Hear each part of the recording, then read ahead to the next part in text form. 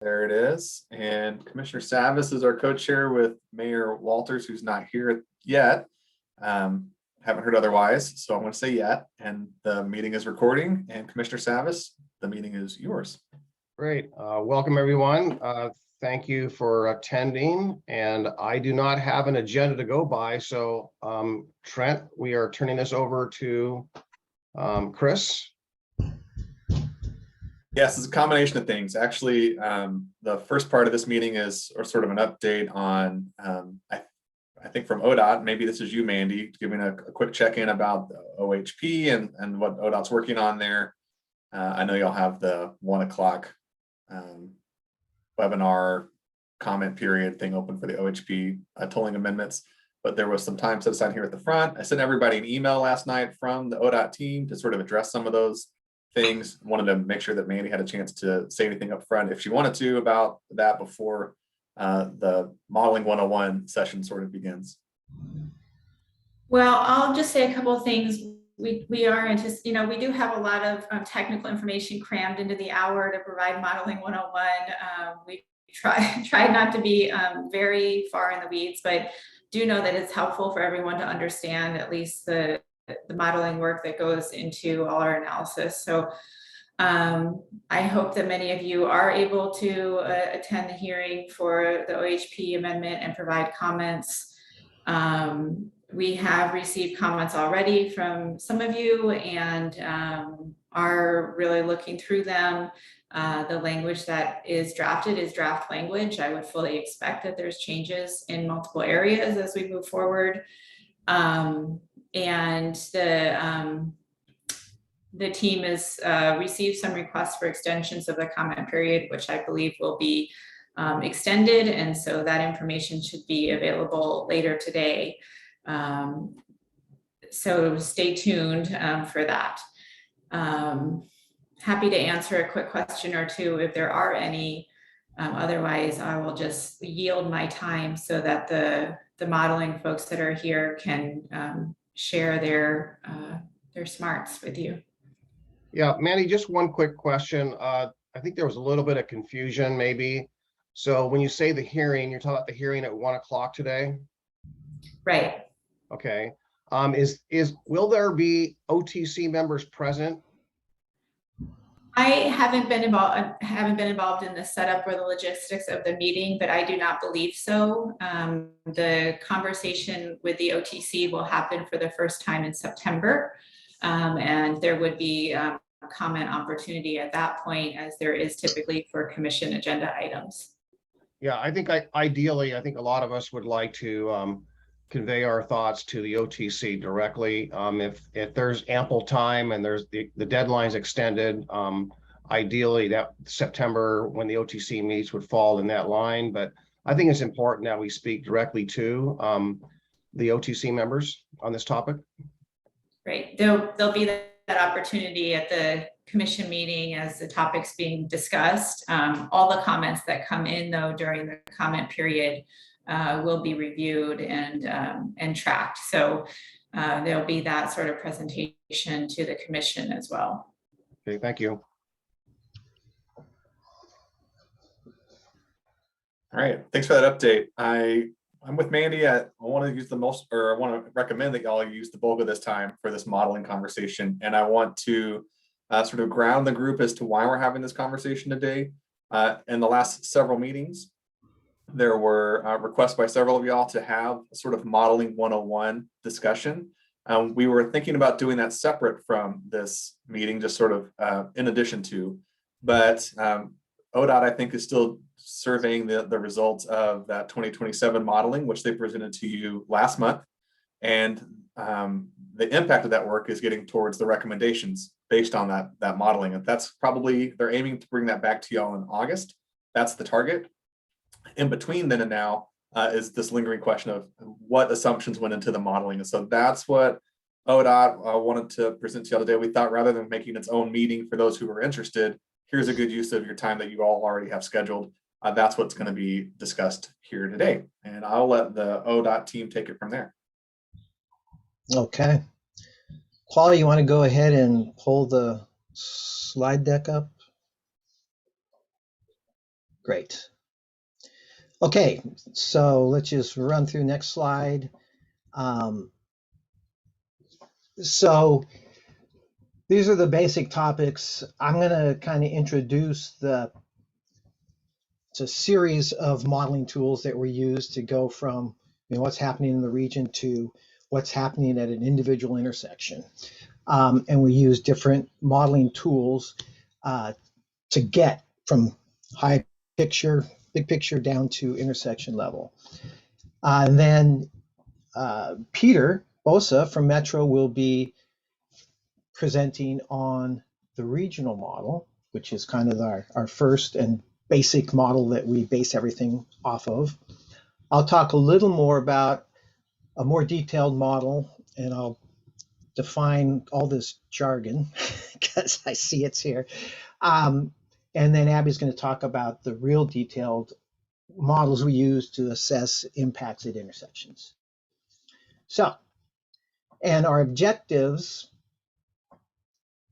Oh, go ahead. No, I do want to just point out that, for those of us that work and live and breathe this stuff, sometimes we don't realize when we're using jargon. So if there's anything that we're discussing that you just don't get, feel free to raise your hand and says, that doesn't make sense or whatever, and we'll try to explain it. Some real basics of transportation models. These are tools, and we use them to provide the best estimate of what we think is going to happen, given changes in the system, be it changes in land use or changes in, roadway connections. We base it all, the big picture on adopted and vetted data that goes into the models. All these models, though, do need to be calibrated so that when we run them, they reflect what we see out there. That's why we can have some comfort that they're telling us that they're reasonably reflecting what we see in the real world. That being said, no calibration is perfect. You can't have a model that exactly tells you what's happening in the real world, because the real world changes from day to day, and a variety of other reasons. So we do adjust for that, though. When we take output from these models and we do analyses in the future, we look at how well that model was calibrated. And if there were some differences between the real world and what the model was saying, we account for those in our future analyses. So that's one way we handle that. And those are just some basic axioms off the top of my head. So next slide. We use a series of models, as I mentioned. The first one being, and speaking of jargon, I've already introduced some here. Macroscopic models, that's the big picture. And the model we use for that is the regional model, the adopted Metro regional model. That model, gives us a big picture of regionally where people want to travel from and travel to, and what routes they take. It also gives us an idea of, how they would travel. Are they driving? Are they deciding to take the bus or other form of transit? Are they walking, bicycling? So it gives us that information, again, at a pretty large scale. And Peter's going to talk more about that in a minute. But we take output from that and we build upon it for this next level of modeling, which we're calling the meso level. So it's a middle level. And we use what we call the dynamic traffic assignment model, DTA model. And I'm just going to throw that out because you'll hear that term a lot. But that's what this mesoscopic model is. And it's different from the regional model in a number of ways. The primary way is it's much more detailed. So the inputs that go into it, we do input, the basic who's going from where, wants to go from where to where in the region. That gets condensed and put into this model. So that's consistent with the regional model. But then we put more details in here, down to traffic signals and what the timing and phasing is there, and are there left turn lanes at an intersection, that sort of thing. Everything that really affects what happens at that detailed street level in terms of accounting for traffic. So we have found that this model, when we're talking about conditions that aren't very congested, 10 at night or something, off-peak conditions, this model tends to reflect pretty closely what the regional model reflects. But when things get really congested during the morning, afternoon peak rush hours, the mesoscopic model does a better job at actually acknowledging that and telling us what people might choose to do under those conditions. Because it can actually reflect, there's a backup at this traffic signal for 2 blocks. So I think people are probably going to go this way. And that comes in handy when we're talking about tolling as well. And then the third level, which Abby's going to talk to here toward the end of this presentation, are the tools we use to do our intersection and freeway operations analysis, the real details of how are they operating, are they meeting standards or not? And then we use those tools also to say, well, what can be done so that we can bring them up so that they are meeting standards. So that's just an introduction to the tools that we're using in our whole modeling approach. So I'm going to turn it over to Peter to talk about the regional model. Great, thank you, Chris. All right, so my name's Peter Bosa. I work with Metro. I'm a principal modeler for them, and I've been the primary tech modeler for the regional model for this project. And so I want to talk a little bit about what is the regional model. I think Chris covered much of what's on this slide. I'll just say that the regional model is actually a collection of model tools that help us determine how many trips are generated, where those trips are going, and how those trips get to those locations. They're developed from observed data, usually a household survey. The last one was in 2010 and 11. There's actually a household survey, a statewide household survey that will be upcoming in 2023. We use those data sources, that household survey, to estimate these models based on the traveler behavior that we see in those surveys. And then they're calibrated rigorously against like traffic count data, transit ridership data, speed data that we might get from GPS sources. And they are federally mandated and reviewed. The primary reason we developed the regional travel demand model is for our regional transportation plan and MTIP projects. These are the required analytical tools that the feds require of us. There's a list of inputs here. I'm going to touch on the inputs multiple times in this presentation. So let's just move to the next slide. Okay, so 4-step model. This is the regional travel demand model. This is a model that is widely adopted across not only the nation, but internationally. It goes back, this model structure basically goes back to the 1950s or earlier. But it's actually, when you break it down into its basic components, is pretty simple. The first component is generation. That's the first step. And generation is just how many trips is the land use generating. So the only thing that's really influencing trip generation is the input land use data. Now, the land use data we use in our model is typically, for for large projects like this one is typically the land use that was adopted during the last RTP. So that would have been the 2018 RTP.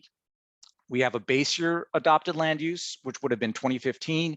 And then we have a future year land use, which would have been 2040 for that RTP. There is an RTP that is upcoming, as many of you know. We have only started to code our networks and prepare the models for that. So that data is not available yet. Again, we use the latest updated, adopted land use. So after generation, after we determine how many trips are made, then it's where do those trips go? This is our destination choice.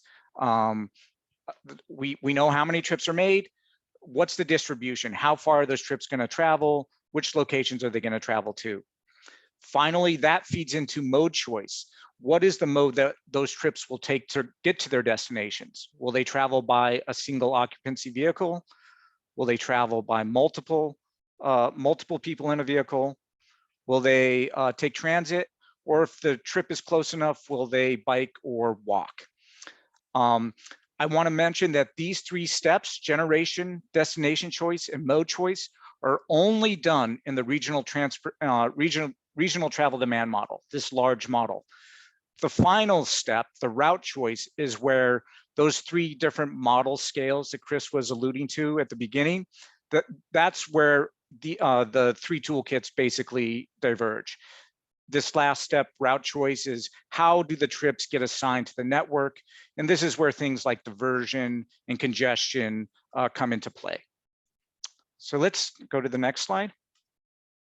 Some of the primary inputs for our regional travel demand model is land use is the primary one. And for land use, there's employment by type. I think we have 14 different employment categories. And then also household information. And households have several socio-demographic characteristics, usually age of the head of household, the income, household income, and number of people in the household. And this can also include number of workers, number of children, et cetera. These are the types of attributes that drive travel behavior choices. We do have some airport activity. That's really a minor. The airport isn't a big driver for regional transportation. It's important to the airport and the zones around it, but not necessarily to the region. But we do have an airport model that takes into account the number of flights coming in and leaving and whatnot. Freight is another big component of our model. So we have separate freight models that determine where the warehouses are, how the freight moves from warehouses across the region, and even freight that moves through the region, mainly as a pass through, for example, on its way from California, maybe up to Washington. The automobile network, the auto networks, the transit networks, the ped and bike networks, those are all coded in this model. It's a high level. So you're not going to find your local street necessarily in our travel demand model. What you would find is probably the nearest big arterial or collector. And then we also have inputs related to costs. So where are their parking charges? What are the transit fares between locations? If there's tolls, which is pertinent to this project, what are those toll rates? And then operating costs, like how much does it cost per mile to operate a vehicle? These are all inputs into the regional travel demand model. Next slide. Some of the typical outputs are, mode shares, what percentage of the population is taking transit, how many people are driving alone versus driving with a passenger, et cetera. We have trips by trip purpose, so work trips versus people driving for a more discretionary trip, like a shopping trip or a recreational trip. We have speeds that are coded on the highway, and as a result of the assignments, we can determine what the impact is on speeds, so congested speeds, where that congestion is occurring. Again, I've mentioned mode. Transit ridership, usually how many people are using a particular transit line or series of transit lines. And we can also do similar analysis for bike facilities and whatnot. Next slide, please. So there are some issues with the regional travel demand model. One is the scale. It is a regional model, so it's really good at predicting regional and large sub-regional characteristics. But when you dial down to the local area, the resolution of the model is rather coarse, and so you're not going to necessarily get adequate or accurate turn movements at a specific intersection with this type of model. And that's what the subsequent models that Chris will be discussing, Chris and Abby, are better at dealing with. It's not lightweight, so it takes a while to set these models up, to run the models, and to produce the outputs. It can take several weeks depending on the scenario. And they're also not very good at identifying queuing effects. Basically, if there's a bottleneck on a freeway, you might, with this model, be able to identify where that bottleneck begins, but these models aren't very good at showing you how far that bottleneck might extend upstream, or how big the stop and go traffic queuing gets on a network. And again, that's why we rely on the mesoscopic and microscopic models. And finally, and this is a big one, that these models are based on observed data. So they are, we basically take a snapshot in time of people's travel behavior, and then we estimate travel behavior based on that snapshot. And then we assume that that travel behavior remains consistent over time and into the future. So for example, if a new technology were to come about, like, for example, like Uber or Lyft came online after, really became prevalent in our region after the last household survey, this model is not really going to take into account those types of new behavior that might be adopted as part of new technologies. But even with that being said, we do find over time that travel behavior does tend to stay pretty consistent. So while they're maybe not the most accurate, once you get too far into the future, they still are fairly accurate. Next slide. Okay, and then these are just some of the primary applications. I mentioned the regional transportation plan. This is the bread and butter model for that. A lot of the local transportation system plans that the jurisdictions do are done with this model. Corridor studies, much like I-205 or other corridor studies occurring in the region. Pricing studies will be using this model. And then they provide the basic networks for our local jurisdictions, who then might add additional detail to the models to fit their local jurisdiction as they see necessary. And I think the next slide might be for, oh, no. So we go through a huge calibration effort once we've developed these models to ensure that they're accurately reflecting present day travel behavior. So we'll compare them against traffic counts that we see to make sure we're getting the same traffic counts.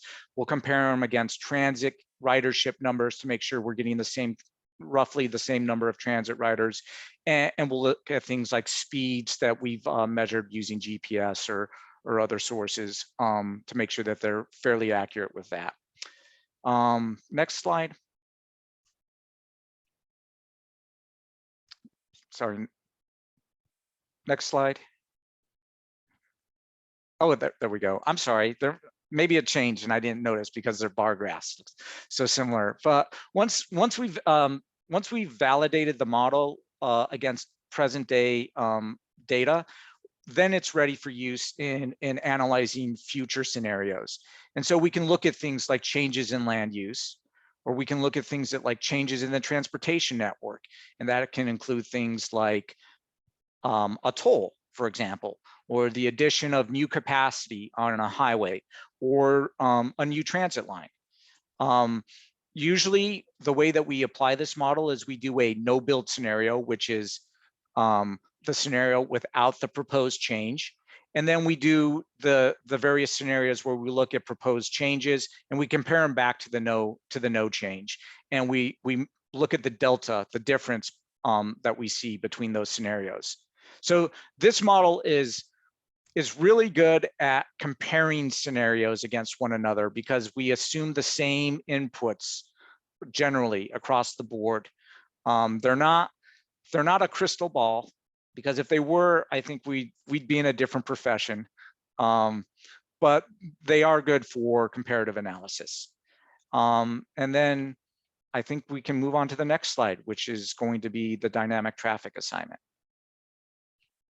And I think and I'll try to go through this very quickly because I do want to leave time for questions. So I introduced the DTA model. That's our next level of modeling. It's a newer model, taking advantage of new computer capabilities, etc. But it is focused just on vehicle traffic, so it doesn't model any changes for transit or any bicycling or walking trips. And it does depend on information that comes from the regional model. So everything that Peter just described, which determines, who's going from where to where and how they're doing it, be it car, bus, bike, walking, that gets fed into this model. And then as I mentioned, we have more detailed of the system. For one, we're also looking at a smaller area. We're not looking at the full region. For this, we've kind of cut down to a sub area that encapsulates where we think there might be any volume changes because of the project in the system. So with this model, which again, we've input traffic signal timings and lane geometry, ramp meters, all that kind of stuff that can affect traffic on a local scale. We can use these models to provide more insight into things like, are traffic backups occurring, and oftentimes they affect more than one intersection, or if they're on the freeway, they affect ramps that then affect intersections.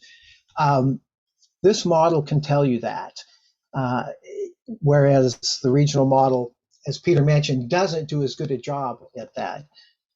We also get travel times from this model, and it kind of shows us how travel can vary across, from one trip to another, because it models individual trips. So we can get an idea of travel time reliability. What's the variation in travel time along a certain route? It's been used, and it's a good tool for pricing strategy and tolling, as well as other management strategies. Ramp metering you can test, or HOV lanes. And for this project, we have used we've used this model to model again the morning and afternoon peak periods from 7 to 9 a.m. and 4 to 6 p.m. Next slide. So yeah, I think I'll just skip over this. It just kind of shows how we model intersections and put detailed lanes into the model. So let's jump to the next slide. Just as the regional model, it's critical to calibrate it and try to get it to match as closely to what we're expecting in the real world. We do the same with the DTA model. And the primary things we look at are speeds or travel times, as well as volumes. And we compare, what we see in the real world with what's coming out of the model. And we also look at, are there places where we know there are bottlenecks and that we see queues on a daily basis? Is that being reflected in this model as well? So those are the types of things we look at when we calibrate this. Let's jump to the next slide. And I'm going to take just a minute to explain this because I worry this looks like a lot of information. But what this is basically doing is these are charts, we call them speed flow diagrams. What it is showing is the distance. If you look at the x-axis, so you see down there the I-5 split, that's where I-5 and 205 interface there. And this is going north. So going up this column is going north through the corridor. Stafford Road, 10th Abernethy Bridge. Along the Y, the bottom axis, is time. So this represents a 2-hour peak period, 4 to 6 p.m. And the bar on the left is observed data. The colors reflect speeds. So, red is slowest, and then orange is slower. I mean, a little less slow. Yellow's kind of mid-range. And as you get up into the blue, that's when you're going, 50 to 65 miles an hour.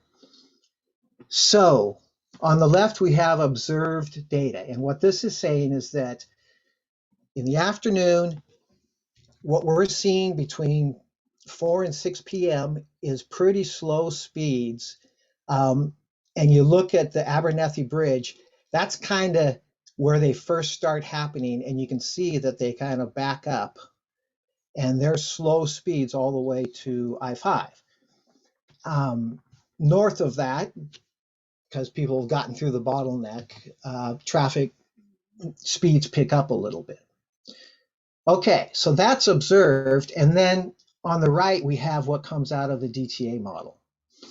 And again, what we're seeing is that we're getting slow speeds. We're seeing that bottleneck happening at Abernethy Bridge. And we see that, kind of a secondary bottleneck happens at 10th Street, and that we see something like that in the existing conditions. And then down at Stafford Road, we also see some bottleneck occurring because we see a lot of red there. And we see that in the observed data as well. So we're looking at this and we're saying, the model's doing a reasonable job of reflecting where the bottlenecks in the corridor are and the speeds are being compromised. So that's another way of validating, is the model doing what we think it should be doing? Is it reflecting what's out there? Next slide. And I'm just going to run through these really quickly because these are all output from the model. And what it is, it's looking at no build conditions.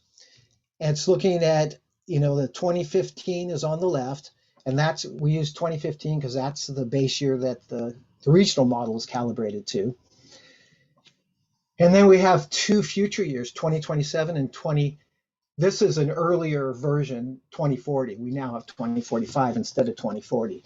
But you can see with nothing done, the progression of how that congestion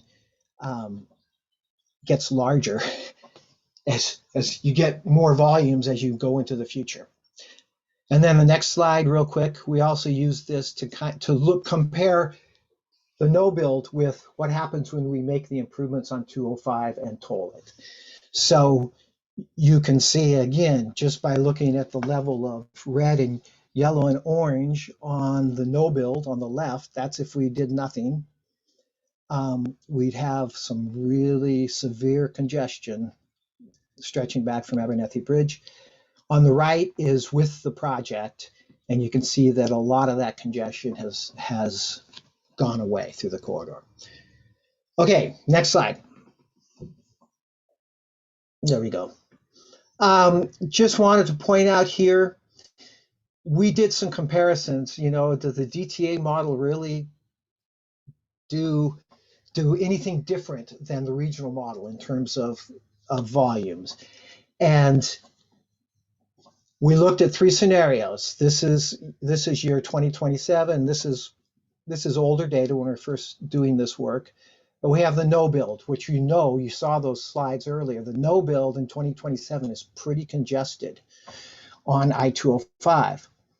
So for the no build, The regional model, the RTDM regional model, is showing a lot more volume is getting through that congestion. And that's because the regional model doesn't reflect what happens when things get really congested quite as well. You see, the DTA model is showing that no, not that much traffic is going to get through, and they're going to find other ways because that facility is too congested. And I just want to point out that the other two alternatives, and those are two different tolling alternatives, but it includes the widening of the facility. You see there that the difference between the regional model and the DTA model isn't as great. And that's, again, because the regional model does pretty well when things are not really congested. Paul, I see you have a question. Yeah, just a real quick clarification. When you say project, Chris, are you talking about the capital construction project of the widening of all the lanes, or are you talking about the toll project, or are you talking about both of them combined? Both of them combined in this case. Okay, well, yeah, I want to talk about that further, but not now. I think that's part of the confusion here, or at least the issue that I have. I think it's blurring some of the issues before us, but go ahead. Yeah, no, totally understand. Okay, next slide. Some of the measures that we get out of the model, and again, probably we get some of the same things that we get out of the regional model in terms of we can look at network measures just for a smaller network, and then we get more accurate. Well, I don't know about accurate, but we get results at a quarter level and kind of a intersection level that provides, under congested conditions, again, a fairly good degree of accuracy. All right, let's go to the next slide. Drawbacks. It's because of all the detail, it's tough to do a DTA model for the full region. Metro does have one, but it's kind of a skeleton, and you pull, and Peter could talk to this better, but you pull out pieces when you want to get into detail on a sub area. It's definitely more time intensive with respect to calibration, because you just got so many more details to try to calibrate to. And we actually have two separate models, one for the AM and one for the afternoon. So we consider this really a supplement to the regional model, not a replacement for it. And I think with that, I'm going to turn it over to Abby to quickly talk about some of the more detailed traffic analysis, and hope we have time for questions here. Yeah. How long do you think that'll take? Because I want to there's a lot of folks that want to ask questions. So how long do you think the presentation will last? We have like 5 more slides, so I'll run through them pretty quickly here. So I would say like maybe like 6 to 7 minutes. Okay, let's try to make it a hard stop at 12:45, if you could, please. Okay, that sounds good. All right. So like Chris and Peter have mentioned, so they've talked about the macro and meso level modeling, and when we get into the more detailed traffic analysis, which is the micro level, the first step in performing the detailed analysis is to develop volumes. And one thing to note here is that we do not take a raw output from the DTA model or the regional demand model to do volume development. So the first step is to post-process the link volumes from the previous step that was discussed, the DTA model. We use standard industry methods to do that, and the forecasted volumes are further adjusted to account for any differences with the observed traffic count. So we make sure that because the raw outputs from the models may not be perfect, so we make sure we compare that to the observed counts and make those adjustments. So what we use for the detailed traffic analysis, which is used to assess the impacts, are the data used is a bit more accurate and more reliable. So moving on to the next slide. So for the detailed traffic analysis, so this the coding is way more precise. The study area is much smaller than what the DTA model has, so it's way more precise, and it has a higher level of detail when it comes to. We actually code in the actual field signal timings, and the roadway geometry would include like what the turn-based storage lengths are, speeds, etc. So it has a high level of detail. So it is time consuming as well, and it's done on a much smaller like study area compared to the regional demand model or the DTA model. So what it's used for is to use to calculate the performance measures to assess like what the impacts are going to be by the project. And we also use these traffic analysis tool to identify like the potential mitigation projects, like how we could improve the impacts like to meet the standards. This is best used for evaluating intersections, congested corridors, any like complex like geometric configurations, and even on multimodal networks, etc. So next slide, please. So there were various software that we use to perform this traffic and the detailed Abby, traffic. I might interject and just say, like, we could share the rest of this presentation with the committee afterwards for these details. But if you want to just wrap up your slides or do any closing remarks. Okay. Anything. Sure. So yeah, so we use a lot of like detailed like software tools to provide like the various performance measures that are required. The next slide, that are required for the to assess the impacts. They could range from the delay, speeds, density, travel times, volumes, etc. So what are some of the limitations? That's the last slide. And the micro level, so it's just time consuming to develop and calibrate like these at a detailed traffic analysis level. And at that level, like which route the vehicles use, that capability is limited. So that's why we use like a DTA model to do that and use output from that to do a more detailed traffic analysis. Again, like it's not, so for the detailed traffic analysis, we don't use raw outputs like I mentioned. So with that, I open up for questions. Thanks, Abby. Thank you.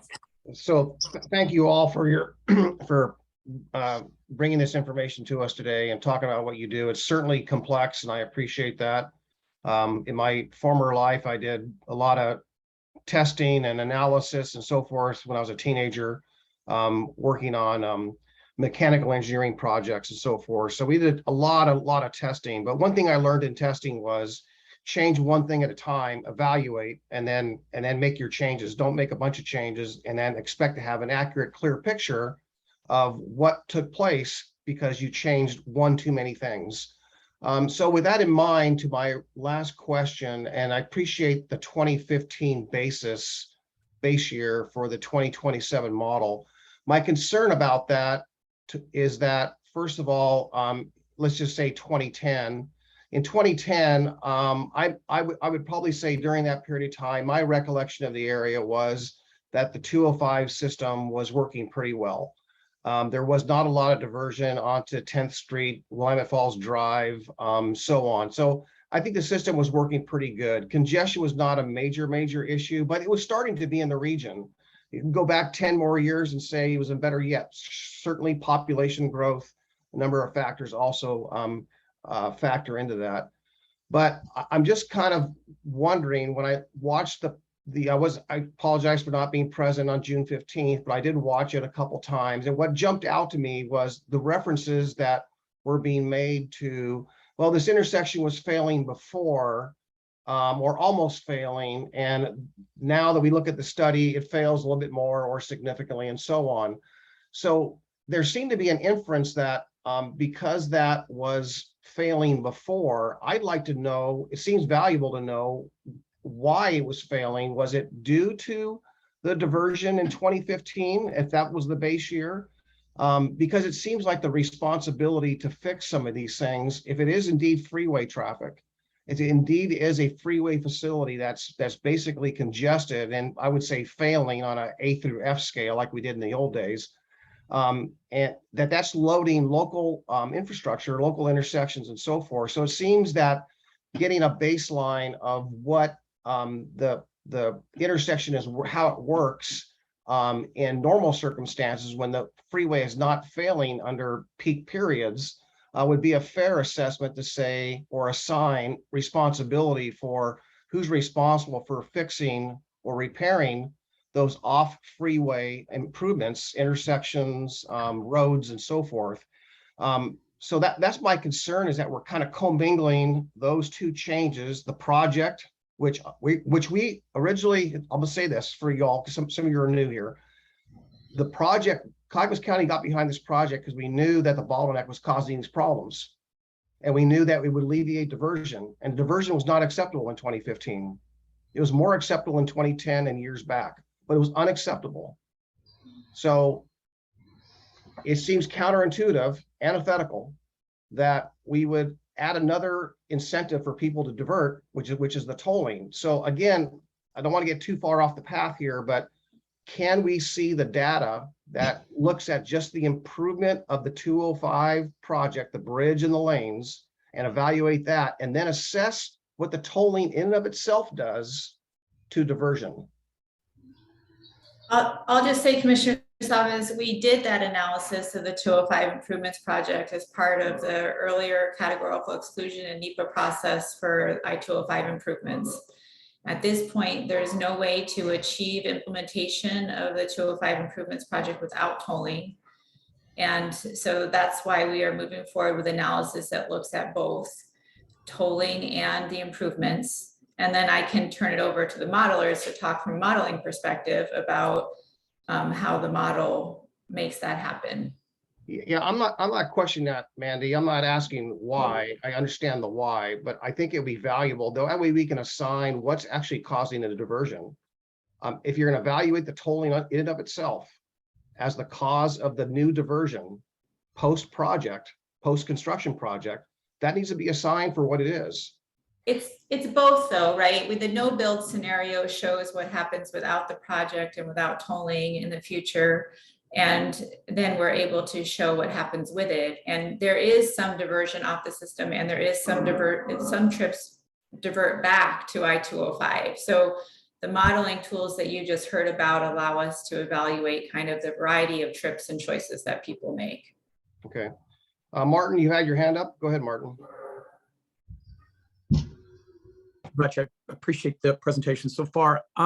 My background is law and trial work, and I recognize what is happening here is you are providing an expert opinion on something for the non-experts to use and then go forward with, base our policies on that. But you have the cart before the horse. You are providing conclusions before you have established a foundation on which those conclusions can be drawn. You are asking, you are setting forth future projections of future behavior in future situations by future persons. You have to have been given assumptions by the parties that gave you this assignment in order to model properly for anything. I've listed in the chat a couple that I just come up with because I don't know. I only watched the June 15th presentation and have seen what I've seen today. But I don't understand how we can accept the conclusions, how you can even publish the conclusions without full and complete understanding of the basis on which they're made. I'm really getting at the assumptions that were given to you. In my practice, if I was to hire an expert, I would assign them a set of assumptions that they were to use in their analyses. That would be something that I would share with the other side, okay? And then we would come to an agreement, and as I presented to the judge, we would come to an agreement on the foundation. We don't have that here. All we have are the conclusions, and I'm a little bit upset because we have the cart before the horse. The June 15th presentation should have probably been done today, and those assumptions and those foundational matters presented earlier. As a very basic matter, I don't know whether or not the model is assuming local trips only, or whether those are long distance trips that will be diverted. I do not know whether what price point you're using, because at 50 cents, I'm going to not divert. But at $5 a toll, I'm going to divert. So There has to be an amount that modelers have been provided in order to make their modeling. They're going to have to come up with something in order to increase or decrease the amount of traffic through these particular intersections. The population growth, this was the only thing that was really mentioned in June 15th in terms of the foundation. What are the specific dynamics of the population growth that you have incorporated into this analysis? Where does that growth come from? Where does it exist? What are your bases for doing this? Other considerations, construction that might be done by the state or by the county in the meantime. Has that been taken into consideration? My real problem is I'd like to have that list of assumptions that were provided to the modelers on which they base their conclusions. I think that has to be part of the preliminary discussion going forward before we even get to the conclusions.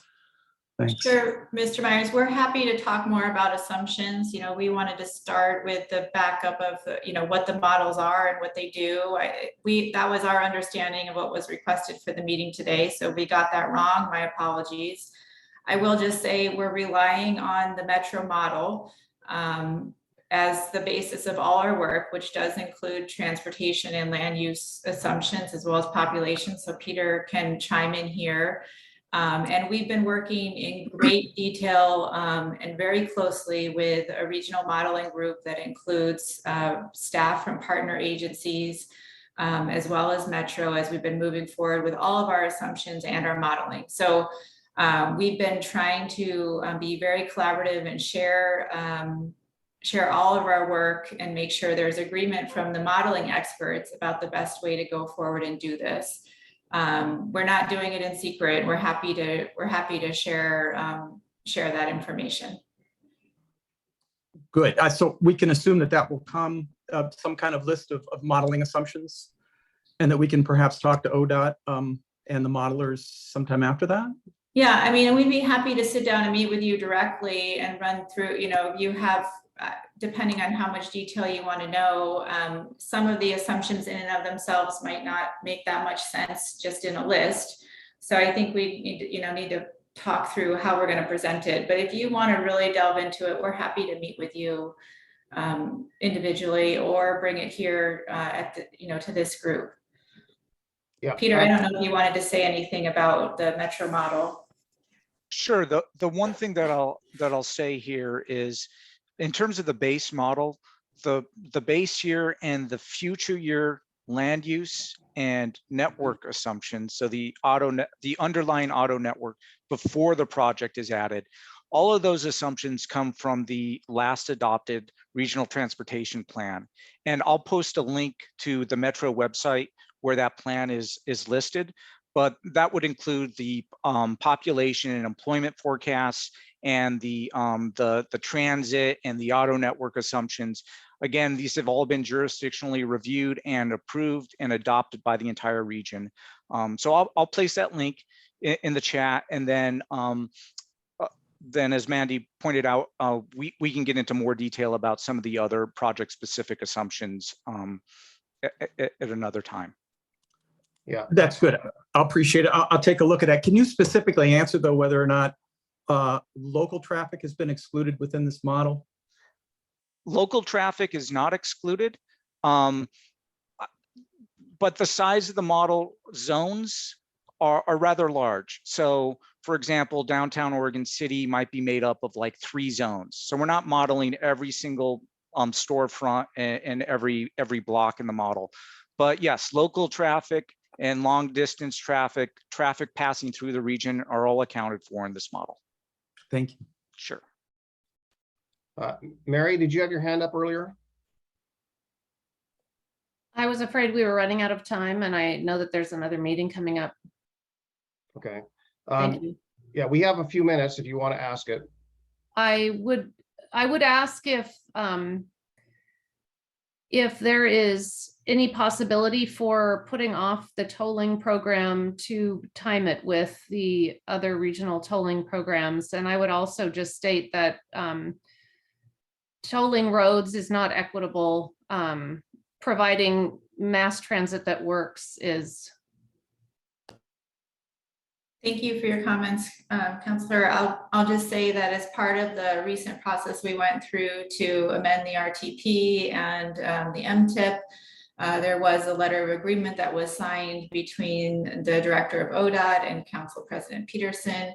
One of those items on that letter was to do everything we could to work with our regional partners to reduce the amount of time between the 205 tolling project implementation and the regional pricing implementation. But delaying the 205 project is not part of that plan. Rather, we'd rather accelerate and do everything we can to accelerate the regional pricing program. So we are excited that we're about to wrap up our planning pre-NEPA process for the regional mobility pricing project and look at formally starting NEPA in the September timeframe. So we are taking that agreement to heart and doing what we can in terms of schedule acceleration. Yeah, Councillor Lewis. Sure. I'm just sitting here wondering when we're going to actually start soliciting project lists from cities, because we've now had 3 months, it seems, of meetings where we can, I mean, not only through our experience, but through the model where we can see where we're going to need investments.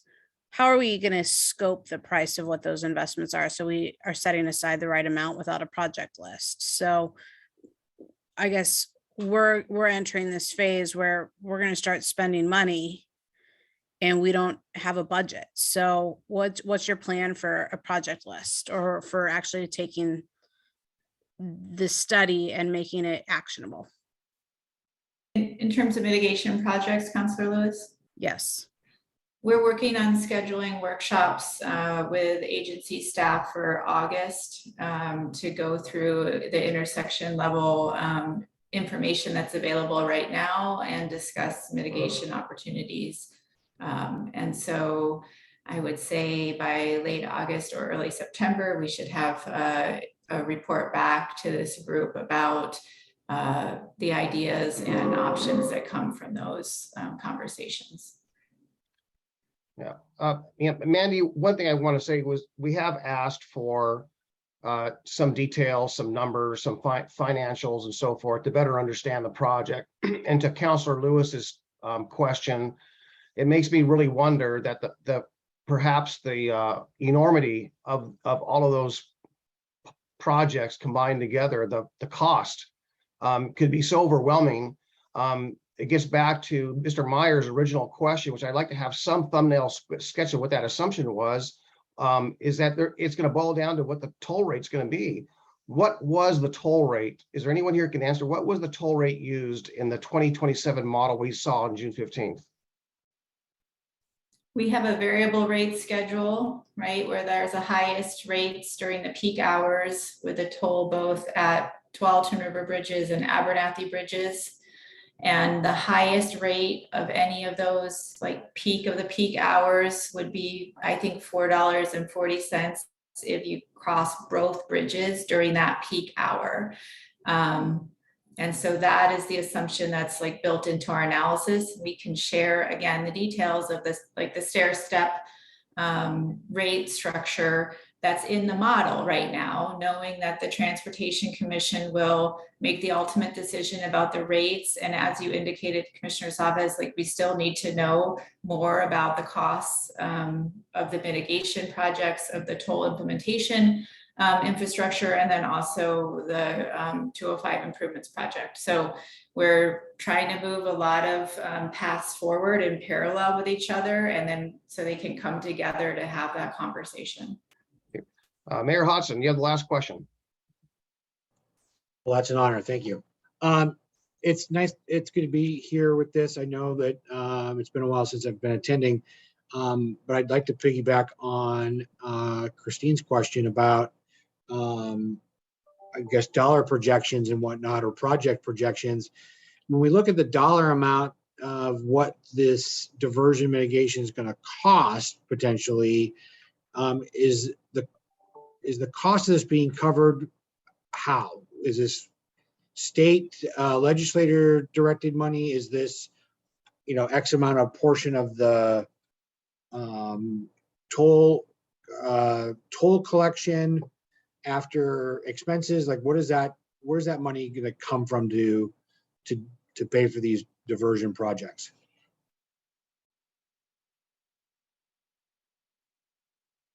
Sorry, I put myself on mute. We'd be looking at the mitigation of different impacts. And if we were doing mitigation, that mitigation cost would become a cost of the project. So it would become a state responsibility to cover those costs. Thank you. I guess the hypothetical thing that makes me wonder, if it turns out that the mitigation projects total, I'm gonna exaggerate, I'm just gonna take a number, costs $1 billion, and the 205 project is 750,000 or 750 million for the entire project, it would not make financial sense to seek funding or look at funding the project differently if those toll rates become exorbitant. We defeated the purpose of trying to fund a project by taking on a lot more burden than the project itself, hypothetically. That number I threw out was a hypothetical. But I'm just concerned that the goals that I've heard about congestion pricing, which was behavior change, climate, CO2 reduction, are not going to be met because there's no alternatives in the corridor. Okay, so it defeats the purpose. This region is set over and over on congestion pricing. That I can understand the baseline tolling for the capital needs, but someone has to ask the mathematical financial question: does it make sense to take this approach of tolling? And I think the legislature prematurely made a decision 5 years ago and said, "Oh, sure, it does." And we're going to learn actually the consequences and the price sometime in the near future if we don't already see the writing on the wall today. I don't mean that as a criticism. I just mean that as an observation. I think that getting the numbers, Mandy, the financials, is something that a number of us are asking for. If that's too technical for a lot of our members here today, I know that Councilor Lewis, not Councilor Lewis, but Councilor Sherman and I have offered to sit with a small group. I think maybe some others might as well, perhaps even Martin as well. Yes, sees Martin's hand go up. So we're all ears. We'll find a way to carve out the time to make it happen and make it as easy for everyone. But we do want those numbers. Appreciate that. I want them too. Okay. Yeah. Anything else, folks, for the good of the order? I know we're a little over. I want to thank everyone for being here today. Thank you, ODOT and staff, and also Metro for providing some information on your modeling. Thank you, and we'll see you next time. Thank you. All right. Thank you all.